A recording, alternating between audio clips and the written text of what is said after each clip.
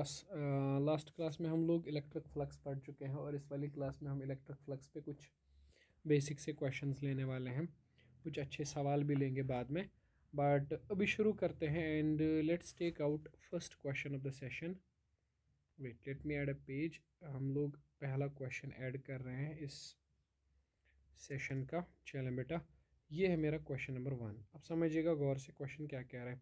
Question कह रहा है कि इन ए रीजन, थोड़ा मैं लिख देता हूँ फिर क्वेश्चन को करेंगे, आप भी कॉपी करें। In a region electric field is 2I 3J -2K newton पर coulomb.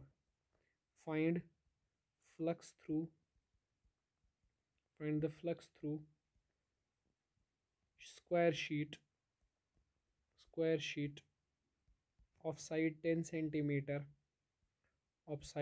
centimeter if it is placed if it is parallel to, पहला पार्ट कह रहा है XY plane, if it is parallel to XY plane. दूसरा part कह रहा है YZ plane, if it is parallel to YZ plane. तीसरा part हमसे कह रहा है if it is parallel to XZ plane. ठीक है ना। ओके, चलिए इस क्वेश्चन को सॉल्व करते हैं। अब थोड़ा सा गौर करें इस क्वेश्चन पे, क्या कह रहा है, गिवन क्या है, हमें वो सारी चीज़ें सीखें ज़रा। इसमें हमसे कह रहा है कि एक इलेक्ट्रिक फील्ड हमें गिवन है, उसका वैल्यू हम लोगों को दिया गया है। हमसे कहा है कि ये इलेक्ट्रिक फील्ड कितना फ्लक्स बनाएगा एक चार्ज, एक शीट के साथ कितना फ्लक्स बनाएगा। देखो, अगर मैं इसे मान रहा हूँ ना वाई एक्सीज, इसे मान रहा हूँ एक्स एक्सीज, इसे मान रहा हूँ मैं जेड एक्सीज। इसको समझो, ये एक्स है, अच्छा मान लो ये वाई है और ये जेड है। शीट कैसे रखा गया है, पहला part parallel to X Y plane. Parallel to X Y plane मतलब ये रहा तुम्हारा एक्स वाई प्लेन, इसके पैरेलल में ऐसे रखा गया है एक शीट। स्क्वायर शीट है, इसका ये वाला साइड 10 सेंटीमीटर है, ये वाला साइड भी कितना है 10 सेंटीमीटर। तो अगर तुम इसका एरिया निकालोगे ना, that comes out to be 100 centimetre square. यानी तुम एरिया को लिख सकते हो 100 इंटू 10⁻⁴। लेकिन ज़रा देखो किधर, perpendicular to the plane. Perpendicular to the plane मतलब जेड एक्सीज में, यानी के कैप। क्लियर तो है, सिंपल सी बात है। ये आ गया एरिया वेक्टर। अब ज़रा इलेक्ट्रिक फ्लक्स देखिए। Flux will be simply, sir आपने बोला हुआ है ई डॉट ए, तो सर देखो ई का वैल्यू लिख लो 2I 3J -2A के डॉट एरिया। एरिया को देखो ना, इसको मैं ऐसे लिख सकता हूँ 10⁻² के कैप। मैंने लिखा 10⁻² के कैप। ठीक है, ओके। तो आई डॉट के 0, इसी तरह से ये बनेगा -2 इंटू 10⁻², यानी जिसे हम कहेंगे -0.02 न्यूटन पर coulomb metre square. This is the electric flux linked with the X Y plane. X Y plane में जो आप बनाएंगे शीट, उसके साथ जो लिंक्ड है, ये वो फ्लक्स है। ठीक है ना। ओके, अब ज़रा देखें अगर हम इसी क्वेश्चन को आगे लेके जाएं, हमारे पास कुछ ऐसे क्वेश्चन कह रहा है कि मेरे पास ये एक्स एक्सीज है, ये वाई एक्सीज है, ये जेड एक्सीज है। ना ज़रा देखें शीट किस प्लेन में है, it is in X Z plane. X Z plane कुछ ऐसे हो गया, ये ऐसे करके ये शीट है एक्स जेड प्लेन के अंदर ऐसे करके। ठीक, ये साइड 10 सेंटीमीटर, ये साइड भी 10 सेंटीमीटर। एरिया सेम आएगा 100 सेंटीमीटर स्क्वायर, जिसे हम लोग लिख लेंगे 10⁻²। और अगर देखें एरिया वेक्टर ऊपर की तरफ, मतलब ये वाई एक्सिस में है तो जे कैप। ठीक है, तो फ्लक्स तो तुम निकाल ही लोगे।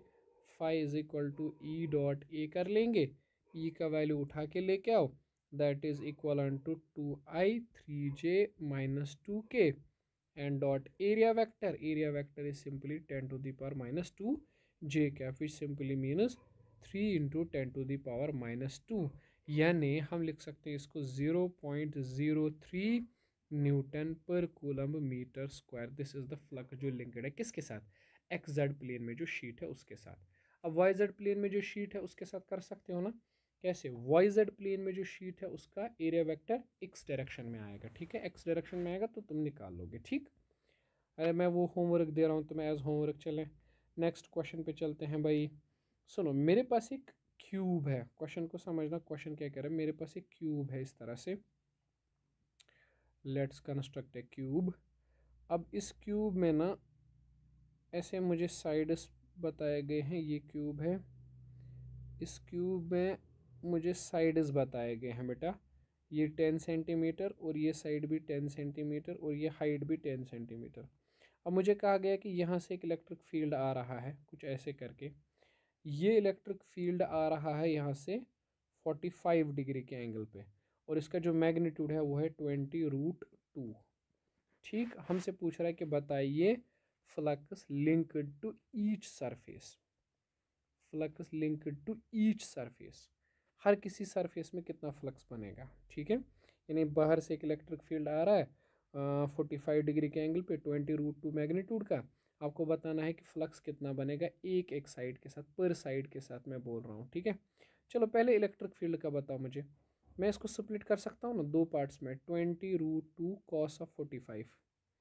अरे सिखाऊं, अरे यार ऐसे ना, ये 45 डिग्री का एंगल, यहाँ से आएगा 20√2 cos 45, यहाँ से आएगा 20√2 sin 45, है ना। अब देखो ये cos वाला कंपोनेंट आई डायरेक्शन में है, इसी तरह से 20√2 sin 45 जे कैप। ठीक है, तो इलेक्ट्रिक फील्ड को मैं लिख सकता हूँ ऐसे करके, दिस इज़ 1/√2 यानी 20 आई कैप, फिर मैं लिख सकता हूँ 20 जे कैप। तो चलो तुम्हें इलेक्ट्रिक फील्ड मिल गया। ठीक है, ओके। अब ज़रा बताओ ये जो टॉप वाली सरफेस है इसमें जो फ्लक्स बनेगा वो कितना होगा। एक काम करो भाई, इस वाली एक्सिस को तुम एक्स एक्सिस कह, वाई एक्सिस कह दो, इस वाली एक्सिस को तुम एक्स एक्सिस कह दो, और ये जो बाहर वाली इसको जेड एक्सिस कहते हैं। ठीक है, ओके। तो सर टॉप के साथ जो एरिया वेक्टर बनेगा वो ऊपर की तरफ होगा। और वो एरिया वेक्टर कितना होगा आप जानते हैं। एरिया वेक्टर अगर हम टॉप की बात करें तो एरिया वेक्टर जो बनेगा टॉप वाली सरफेस के साथ दैट इज़ 10⁻²। अरे वही है ना, 10 और 10 सेंटीमीटर का साइड, और ऊपर की तरफ मतलब जे कैप। सो फ्लक्स आएगा ई डॉट ए, है ना, इन दोनों का डॉट कर लो, ई डॉट ए क्या बन जाएगा वो, तुम्हें पता है ई का वैल्यू 20I20J डॉट ए का value 10⁻² J, which is equal to 20 into 10⁻², यानी 0.2 न्यूटन पर मीटर स्क्वायर पर कूलम। ठीक है ना, न्यूटन पर कूलम मीटर स्क्वायर, करेक्ट। अच्छा, अगर मुझे बॉटम के साथ बोलना होगा, तुम बोलोगे सर बॉटम के साथ एरिया तो सेम है, लेकिन वो डाउनवर्ड डायरेक्शन में आ जाएगा, मतलब बॉटम का एरिया आएगा माइनस जे कैप में। सो सर फ्लक्स यही बनेगा, लेकिन सर वो पॉजिटिव होगा, यानी वो फ्लक्स से नेगेटिव होगा, 0.2 न्यूटन पर कूलम मीटर स्क्वायर। सही। अगर मैं इस वाले साइड के साथ निकालूं फ्लक्स, तो एरिया वेक्टर इधर बनेगा, यानी वो होगा एरिया इंटू एक्स डायरेक्शन में आई कैप। अगर मैं इस वाले साइड का निकालूं तो वो एरिया वेक्टर इधर होगा, ए इंटू माइनस आई कैप। इन दोनों साइड्स का भी बराबर बनेगा, फ्रंट वाले का आगे की तरफ के कैप पे, और बैक साइड वाले के पीछे की तरफ माइनस के कैप में। अरे क्या मैं ये उम्मीद रखूँ तुम बाकी फेसेस का निकाल लोगे। ठीक है, देखो टॉप और बॉटम वाले फेस का फ्लक्स इक्वल है बट अपोजिट है, तो कैंसिल करके जीरो बनाएंगे ये दो फ्लक्स। इसी तरह से राइट और लेफ्ट वाले का फ्लक्स मिलके ज़ीरो हो जाएगा। ठीक, इसी तरह से फ्रंट और बैक वाले का मिलके ज़ीरो हो जाएगा। तो इस क्यूब में अगर मैं नेट फ्लक्स की बात करूँ, सबको मिला दूँ, ओवरऑल फ्लक्स इस क्यूब में से ज़ीरो बाहर आएगा। क्या मेरी बात आपको क्लियर हो रही है। बिल्कुल सर, 101% क्लियर हो रही है, वेरी गुड। चले आगे चले बेटा। बिल्कुल सर। देखो अब यहाँ से कुछ अच्छे सवाल। ये मेरे पास एक शीट है, इस शीट को गौर से देखो तो तुम्हें पता लगेगा ये एक स्क्वायर शेप्ड शीट है ऐसे करके। अब इस शीट के कॉर्नर पर मैंने एक चार्ज रखा हुआ है, शीट के कॉर्नर पर, शीट यहाँ है और इसके कॉर्नर पर एक चार्ज है, छोटा सा चार्ज। बताना है कि इस शीट में कितना फ्लक्स होगा, यानी flux in the sheet, sheet में कितना फ्लक्स बनेगा वो हमें बताना है। तो हम उसको कैसे करेंगे, सुनो ज़रा मुझे बताओ, ये चार्ज कितना फ्लक्स बनाएगा, ये चार्ज कैसे इलेक्ट्रिक फील्ड लाइंस बनाएगा। सर आपने तो पढ़ाया है कि जो चार्ज होता है वो इलेक्ट्रिक फील्ड लाइंस हमेशा बनाता है अवे फ्रॉम इट, बिल्कुल मैंने पढ़ाया हुआ है। तो बताओ ना फिर कैसे बनाएगा। अरे सर उसमें क्या पूछ रहे हो, ये तो सिंपल सी बात है। रुको सर हम आपको बताते हैं। देखो ये है ना शीट आपका सर, इलेक्ट्रिक फ्लक्स कुछ ऐसे बनेगा सर। देखो चार्जड फील्ड चार्जड फील्ड, ये चार्जड पार्टिकल जो ना फील्ड लाइंस ऐसे छोड़ेगा बाहर अवे फ्रॉम इट, इस तरह से बाहर की तरफ सर, ऐसे करके। ठीक, तो दिमाग लगाओ भाई, क्या कोई ऐसी फील्ड लाइन है जो चार्जड शीट, जो शीट के अंदर जा रही है, नहीं। No line passes through the sheet, बल्कि सारी लाइंस क्या कर रही है, टच कर रही हैं बस। No line passes through the sheet, sheet के अंदर कोई लाइन नहीं जा रही है, तो फ्लक्स विल बी ज़ीरो। ठीक है ना, अपनी नोटबुक लो, नोटबुक के कॉर्नर पर एक चार्ज रखो, तो वो चार्ज कितना फ्लक्स बनाएगा तुम्हारी नोटबुक के अंदर? Zero sir. क्यों? क्योंकि कोई भी फील्ड लाइन नोटबुक के अंदर से पास नहीं होगी, सारी फील्ड लाइंस नोटबुक को बस टच करके निकल जाएंगी। अरे क्लियर है? ठीक है ना, सिंपल सी बात, कोई लॉजिकल, कोई खतरनाक एक्सप्लेनेशन नहीं है। कॉपी कर लिया? ठीक है, नीट में आया हुआ सवाल है, इसको अच्छे से समझो। दूसरा वाला क्वेश्चन देखो, ये है मेरे पास एक कर्व्ड सरफेस एरिया। अब इस कर्व्ड सरफेस एरिया में आपको बताना है फ्लक्स कितना होगा। ठीक है, देखो हमें यहाँ दो चीज़ें हैं, एक तो होगी ये सरफेस ना, इस पे तो हम बता पाएंगे इनकमिंग फ्लक्स कितना है, क्योंकि इसमें तो फील्ड लाइन अंदर जा रही है, ठीक है ना। और देखो ये वाला एरिया, इसमें हम बोल सकते हैं आउट गोइंग कितना फ्लक्स है, इस वाले में, इसमें हम बोल सकते हैं आउट गोइंग फ्लक्स कितना है। तो अपने पास दो चीज़ें हैं, एक है इनकमिंग फ्लक्स, एक है आउट गोइंग फ्लक्स। क्या हम जानते हैं कि इनकमिंग फ्लक्स नेगेटिव होता है? बिल्कुल सर। क्या हम जानते हैं आउट गोइंग फ्लक्स पॉजिटिव होता है? बिल्कुल सर।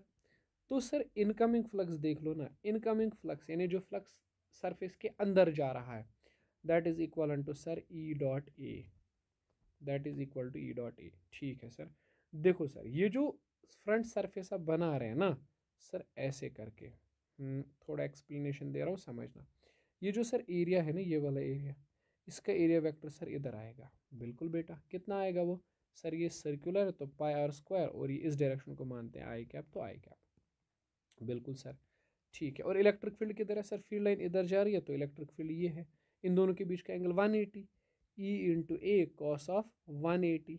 तो ये आ जाएगा incoming flux minus E into A cos of 180 is -1। ओ हो, मतलब खुद ही नेगेटिव आ गया। इनकमिंग फ्लक्स तो वैसे भी हम नेगेटिव ही लेंगे, ठीक। तो इलेक्ट्रिक फील्ड माइनस ई, और एरिया वेक्टर कितना? पाई आर स्क्वायर। तो जो फ्लक्स एंटर कर रहा है, जो फ्लक्स अंदर जा रहा है, वो फ्लक्स कितना है? E into pi are square. ठीक है सर, ओके। अब देखिए sir outgoing flux, outgoing flux sir simple है। आउट गोइंग फ्लक्स के लिए सर देख लो आप, ये वाली सरफेस आप कंसिडर कर लो, ये इनकमिंग के लिए, ये आउट गोइंग के लिए। तो सर ये वाली सरफेस आप कंसिडर करने वाले हैं, ये एरिया, इसका तो एरिया वेक्टर इधर की तरफ आएगा, ठीक है। तो एरिया कितना आएगा? ये दिमाग लगाओ, ये कर्व्ड सरफेस एरिया पूरे स्फीयर का होता है 4 पाई आर स्क्वायर, आधे का आएगा 2 यानी 2 पाई आर स्क्वायर। तो क्या मैं फ्लक्स को लिख दूं ई इंटू ए, है ना, ई इंटू ए का वैल्यू मैं क्या लूँगा? 2 पाई आर स्क्वायर। क्या यही है मेरा आउट गोइंग फ्लक्स? दिमाग लगाओ। बिल्कुल। अगर आप देखोगे ना, इनकमिंग फ्लक्स कितना है? अरे भाई दिमाग लगाओ, क्या यही है हमारा आंसर? नहीं, ये हमारा आंसर नहीं है, ये रॉन्ग है। तो तुम बोलोगे सर रॉन्ग कैसे है? सही तो किया, इलेक्ट्रिक फील्ड को एरिया वेक्टर से मल्टीप्लाई किया, सही तो जा रहे हैं, उसमें गड़बड़ कहाँ है? बेटा देखो, गड़बड़ नहीं है, कैलकुलेशन में गड़बड़ नहीं है, बट दिमाग में गड़बड़ है। देखो क्या, कितना फ्लक्स एंटर कर रहा है? एंटर कर रहा है E into pi are square. दिमाग लगा, एंटर कर रहा है E into pi are square. Leave कितना कर रहा है? E into 2 pi are square. तो मैंने लगता आउट गोइंग फ्लक्स इनकमिंग से डबल है। क्या ऐसा पॉसिबल है कि कम फ्लक्स एंटर करे, निकले ज़्यादा? अरे दिमाग लगाओ ना, क्या ऐसा पॉसिबल है 10 लाइंस आए और उधर से 20 निकले? नहीं सर, ऐसा तो पॉसिबल नहीं है। तो फिर होगा क्या? जितना फ्लक्स इनकमिंग उतना ही फ्लक्स आउट गोइंग। तो सर दोनों फ्लक्स आएंगे E into pi are square. तो भाई साहब कंडीशन क्या लगाई मैंने कि इनकमिंग फ्लक्स ग्रेटर और equal to outgoing flux. ठीक, ऐसा कभी नहीं होगा कि इनकमिंग फ्लक्स कम है, ज़्यादा है, और आउट इनकमिंग फ्लक्स कम है, आउट गोइंग फ्लक्स ज़्यादा है। ठीक है, इसको समझो। अगर आ रहा है कम, जाएगा कैसे ज़्यादा? अरे तो तुम दिमाग लगाओ ना भाई। जैसे समझो, अगर कोई किसी रूम के दो दरवाजे हैं, एक तरफ से 10 बच्चे एंटर कर रहे हैं, ठीक, दूसरे साइड से थोड़ी 20 निकलेंगे, ठीक है, दूसरे साइड से या तो 10 निकलेंगे या उससे कम निकलेंगे। देखो, अगर इनकमिंग फ्लक्स आउटगोइंग फ्लक्स से ज़्यादा होगा तो सही है, इनकमिंग ज़्यादा है, आउटगोइंग कम है, आ ज़्यादा रहा है, निकल कम रहा है, दैट्स ओके। बट अगर इनकमिंग ही कम है, आउटगोइंग ज़्यादा है, वो पॉसिबल नहीं है ना। समझ आ रही है बात? ठीक, ओके।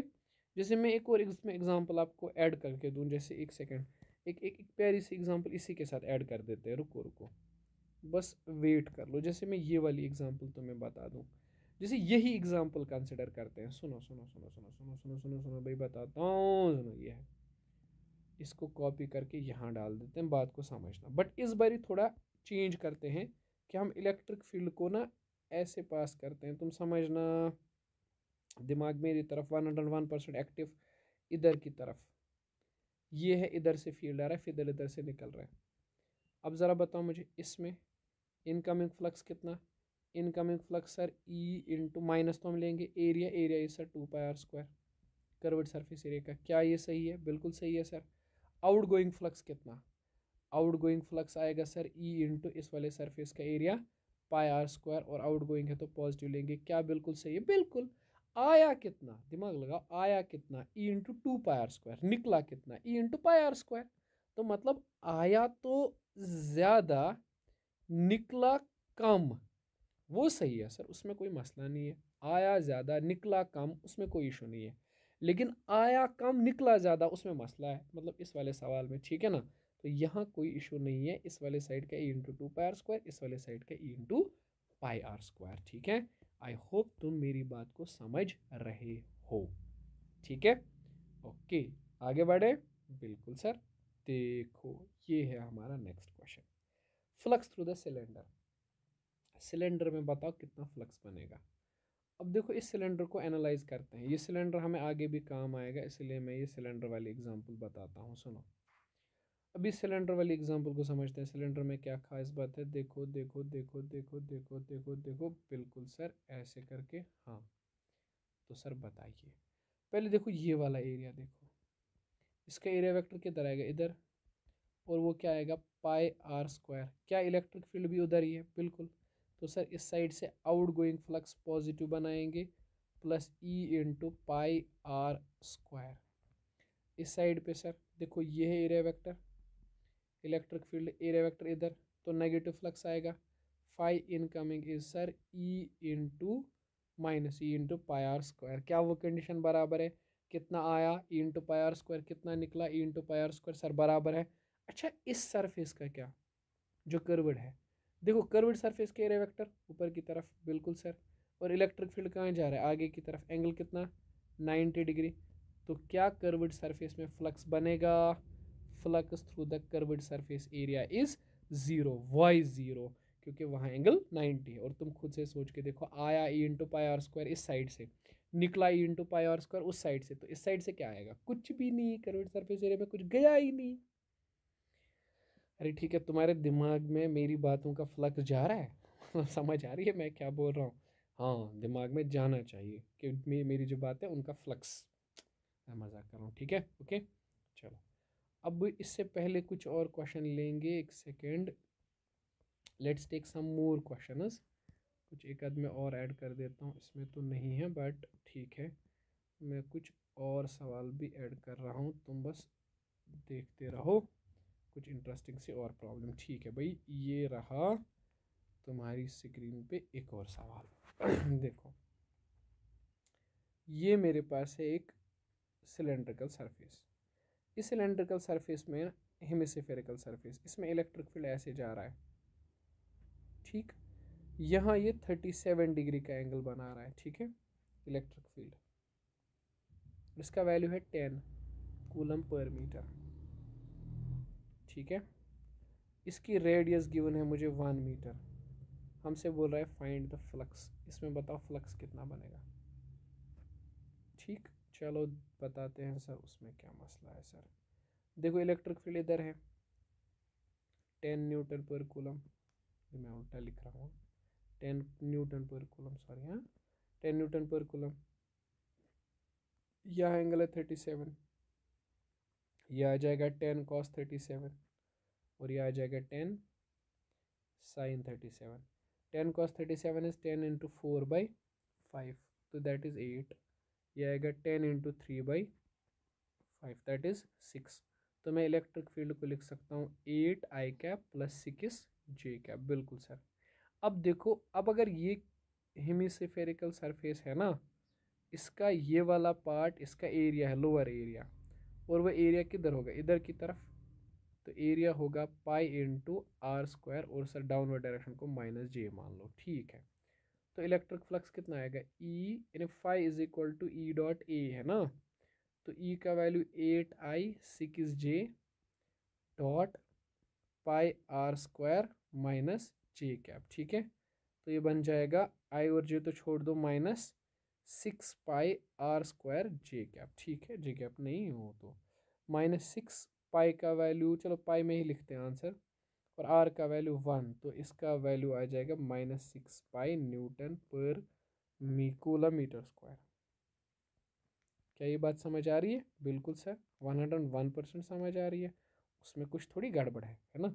ठीक है, इस सरफेस का फ्लक्स तुम्हें समझ आया कि नहीं आया? 100% सर आया। ठीक है, आगे बढ़ते हैं बेटा, चलें चलें चलें चलें आगे बढ़ते हैं। सेकंड, हाँ आगे बढ़ते हैं। देखो ये वाला सवाल ले लेते हैं, ठीक है। और क्वेश्चन ये ऐसे करके एक हेमिस्फेरिकल बाउल है, इसी के साथ में एक और एरिया जोड़ दिया है ऐसे करके, ऐसे करके। हाँ, तुम्हें समझ आ रहा है? मतलब ये पूरा सिफियर था, उसमें से 1/4 पार्ट सिफियर था पूरा, और इतना 1/4 पार्ट काट किया है। मतलब अगर मैं सिफियर को कंप्लीट करता तो ऐसे बनता। अब ये वाला जो सेक्शन है ना इस सिफियर में से, ये वाला सेक्शन हट आया है इसमें से, ठीक। ये वाला सेक्शन काट किया है। अरे भाई ये वाला सेक्शन ना, ये वाला सेक्शन देखो, इसे स्फीयर को 4 हिस्से है ना, ऐसे बना सकते हैं ना। दूसरा हिस्सा ऐसे बना सकते हैं स्फीयर का, ठीक है। दूसरा वाला हिस्सा इस तरह से, तीसरा हिस्सा स्फीयर का कुछ ऐसे बनाया जा सकता है, रुको, ऐसे करके बनाया जा सकता है स्फीयर का तीसरा हिस्सा। और स्फीयर का जो चौथा वाला पार्ट है वो इधर से बनाया जा सकता है, ठीक। हमने क्या किया, हमने तीनों पार्ट्स उधर ही रखे, ये उधर रखा, ये भी रखा, ये भी रखा, ये भी रखा, बस ये वाला पार्ट लास्ट वाला हटा दिया, और इसको हटा दिया हमने, चलो हटाया। ठीक है सर, समझ गए। और इलेक्ट्रिक फील्ड हमारा इस तरह से आ रहा है, at an angle of 45 degree, 2√2 newton पर कूलम, ठीक। हमें बोलना है कि अगर यहाँ तो मान के चलो रेडियस है r, तुम्हें बताना है फ्लक्स कितना बनेगा, इस पूरी सरफेस में फ्लक्स कितना बनेगा, ठीक है। चलो इसको समझते हैं, देखो बनाते हैं इसको, थोड़ा दिमाग लगाते हैं, थोड़ी सी कहानी है और कुछ नहीं है। चलो चलो चलो चलो चलो चलो चलो चलो, ये है आपका, ये है ना। ज़रा मुझे बताओ ये फ्लक्स कहाँ कहाँ से एंटर कर सकता है? एक तो फ्लक्स एंटर कर सकता है इस वाले साइड से, क्योंकि ये तो आधा है ना, आधा ही क्लोज्ड है, आधा तो खुला हुआ है ये वाला पार्ट, ठीक। यहाँ से फ्लक्स एंटर कर सकता है। और फ्लक्स कहाँ से एंटर कर सकता है, दिमाग लगाओ ज़रा मुझे बताओ। और फ्लक्स सर इस वाली सरफेस में एंटर कर सकता है, क्योंकि ये भी तो खाली है ना, इसमें एंटर कर सकता है। मेरी बात समझ आ रही है? ठीक। चलो अब इलेक्ट्रिक फील्ड बताओ। इलेक्ट्रिक फील्ड सर इधर है, और उसका वैल्यू है 2√2, 45 डिग्री के एंगल पे। अगर हम स्प्लिट करेंगे तो यहाँ से 2√2 cos 45, मतलब वो आएगा 2। यहाँ से भी 2√2 sin 45, मतलब वो भी आएगा 2। तो इलेक्ट्रिक फील्ड को मैं लिख सकता हूँ 2i कैप 2j कैप। अब देखो इसमें जो फ्लक्स बनेगा ना, देखो इस सरफेस का एरिया वेक्टर ऐसे बनेगा, और वो होगा कितना, πr² तो होता है पूरे सर्कल का, ये आधा ही है, πr² -j कैप। तो इस फर्स्ट सरफेस में जो फ्लक्स बनेगा ना, φ1, वो आ जाएगा E.A। ई कितना है 2i 2j, और ए कितना है πr² -j कैप। तो कितना बनेगा वो, 2, देखो ये तो जे और जे का 2 कैंसिल, तो -πr²j कैप। ये बना फर्स्ट सरफेस में, जे कैप ने फर्स्ट सरफेस में। सेकंड सरफेस का फ्लक्स कितना आएगा? सेकंड सरफेस सर, कहानी को समझिए ना, सेकंड सरफेस जो है ना सर, वो कुछ ऐसे है, ये वाली सरफेस, ये भी आधी ही है। अभी दिमाग मत चलाओ ज़्यादा, इसको पूरा मत समझना, हाँ ये आधा ही है। आधा कैसे, देखो ये पूरा ऐसे होगा, पूरी सरफेस तो ये होगी ना, ये जो तुम्हें दिखाई दे रहा है ना ये वाला पार्ट, ये तो आधी ही सरफेस है ना आधी क्यूब के उसके अंदर है ना। तो इसका एरिया वेक्टर ऐसे, और ये एरिया वेक्टर आ जाएगा πr² 2 × -i कैप। क्या इसमें फ्लक्स बता पाओगे? बिल्कुल सर। E.A, ई का वैल्यू सर देख लो 2i 2j, और सर एरिया वेक्टर का वैल्यू πr² 2 -i कैप, तो ये आ जाएगा -πr²। ठीक है, ये आ गया फ्लक्स। तो नेट फ्लक्स निकालने के लिए, फ्लक्स तो स्केलर है सीधा, φ1 + φ2। अरे भाई am I clear? 101%। Yes sir, crystal clear, कोई दिक्कत नहीं है। ठीक है भाई, चलें आगे। ओके, चलो मैं एक और सवाल जोड़ देता हूँ तुम्हारे लिए। अभी मुझे याद आ रहा है ना बहुत सारे, क्या करूँ मैं। भी मुझे क्वेश्चन याद एक याद आ रहा है, बड़ा अच्छा सवाल है, तुम बस देखते रहो। ये मेरे पास एक हेमिस्फेरिकल बाउल है और यहाँ चार्ज रखा गया है क्यों। यहाँ क्वेश्चन कह रहा है ये डिस्टेंस डेल्टा है, वैसे भी हमें इसका कुछ नहीं करना, ये आर है। आपको बोलना है फाइंड फ्लक्स। फ्लक्स बताइए कितना बनेगा, फ्लक्स बताओ, फ्लक्स बताओ, फ्लक्स बताओ कितना बनेगा। अरे सर उसमें क्या है, ऐसे हल्के फुल्के सवाल आपने हमें हल्के में लेके रखा हुआ है। रुको रुको रुको रुको, ये कोई सवाल होता है? हाँ तो नहीं होता है तो बताओ आंसर। तो सर बता रहे हैं ना आंसर, क्यों टेंशन ले रहे हो आप। हाँ तो बताओ, ठीक है, ये आपकी हेमिस्फेरिकल बाउल रही सर। हाँ फिर फिर सर देखो, ये चार्ज फील्ड लाइंस इमिट करेगा, वो फील्ड लाइंस ऐसे जाएंगी। हाँ बिल्कुल ऐसे निकलेंगी। पॉजिटिव चार्ज से निकली हुई फील्ड लाइंस तो ऐसे ही होती है, बिल्कुल सर इधर। तो सर देखो, एक तो इस वाले टॉप फेस के साथ फ्लक्स, मतलब इस वाले फेस के साथ जो ऊपर का एरिया उसके साथ साथ जो फ्लक्स बनेगा वो बनेगा ई इंटू उसका एरिया यानी पाई आर स्क्वायर। ठीक है, मान लो इसने इलेक्ट्रिक फील्ड प्रोड्यूस किया ई, और सर इस कर्व्ड सरफेस के साथ area E into two pi are square. किसने बोला E into two pi are square? E into two pi are square नहीं, E into pi are square. अरे भाई, अरे भाई E into pi are square ही आएगा। क्यों? E into two pi are square लिखोगे तो इनकमिंग फ्लक्स और आउटगोइंग फ्लक्स में क्या हो जाएगा, जरा देखो। Incoming flux will be E into pi are square, outgoing will be E into two pi are square. ऐसा मुमकिन थोड़ी है। ठीक, अच्छा अच्छा अच्छा अच्छा। हाँ सर, अभी जैसा केस है, अगर मैं इस सवाल में ऐसे करूँ, if delta is tending to zero, अगर डेल्टा टेंड कर रहा है जीरो, फ्लक्स बताओ फिर। डेल्टा टेंड कर रहा है जीरो, देखो मैं बता रहा हूँ सुनो, यही है, मगर डेल्टा टेंड कर रहा है जीरो, ये है ना। ये ना डेल्टा टेंड जीरो करने का मतलब ये चार्ज इस सरफेस के बहुत नज़दीक है, ऐसे करके है, ये चार्ज इस सरफेस के ऊपर ही है, ये यहाँ पे। तो सर अगर ये ऊपर ही है ना तो ये ऐसे इमिट करेगा। हाँ, तो क्या कोई फील्ड लाइन इस फेस में से, इस ऊपर वाले पार्ट में से पास हुई? नहीं। तो इसमें कितना फ्लक्स बना? जीरो। अलबत्ता इसकी जो इलेक्ट्रिक फील्ड लाइंस है ना, वो नीचे वाले फेस से ज़रूर पास हुई। उन्होंने कितना फ्लक्स बनाया? E into two pi are square. तुम्हें बात समझ आ रही है? अरे ये ऊपर वाला जो सरफेस है ना इसका, यानी जो इसका ढक्कन है, तुम उसके बीच में चार्ज रखो तो वहाँ से फ्लक्स नहीं बनेगा, क्योंकि सारी लाइंस पास करेंगी उसको। ठीक, ओके, फ्लक्स नहीं बनाएंगी, पास नहीं होंगी थ्रू, बट टच करेंगे। ठीक है, ओके। सिलेंडर, सिलेंडर वाला केस बताओ भाई। मैं टाइम देता हूँ, 2 मिनट देता हूँ, चलो करो करो करो करो करो करो, बताओ कैसे आएगा। है ना भाई, बताओ। देखो मैं बताता हूँ, तुम समझना, लॉजिकल सा क्वेश्चन है, इसको समझना। देखो समझ पा रहे हो कि नहीं? देखो देखो देखो देखो देखो देखो, ये है अपना सिलेंडर, ठीक है ना। हमें निकालना है फ्लक्स। देखो याद रखना, इसमें एक कंसेप्ट आता है, बड़े अच्छा आता है। देखो तुम इमेजिन करो, अगर ये सिलेंडर गोल है ना, क्या हर कोई फील्ड लाइन इसको टच करेगी? हर कोई फील्ड लाइन, तुम कोई इलेक्ट्रिक फील्ड से निकली हुई लाइन किसी कर्व्ड सरफेस पे डालो, कुछ इलेक्ट्रिक फील्ड लाइंस तो ऐसे भी होंगी ना जो टच नहीं करेंगी, बल्कि सरफेस को ऐसे छू के निकल जाएंगी। हाँ बिल्कुल सर, इसी तरह से पीछे वाले साइड पर भी कुछ इलेक्ट्रिक फील्ड लाइंस होगी जो सिर्फ छू के निकल जाएंगी। तो हम ये नहीं बोल सकते कि जितनी भी इलेक्ट्रिक फील्ड लाइंस आई हैं सब की सब इस स्फीयर, इस सिलेंडर पर गिरी हैं और पास हुई हैं।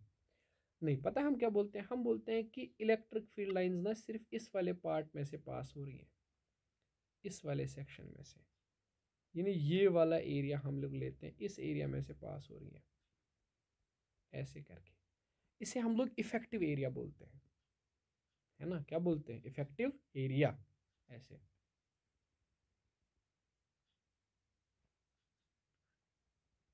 ऐसे करके इस एरिया में से पास हो रही, इसे हम इफेक्टिव एरिया बोल देते हैं।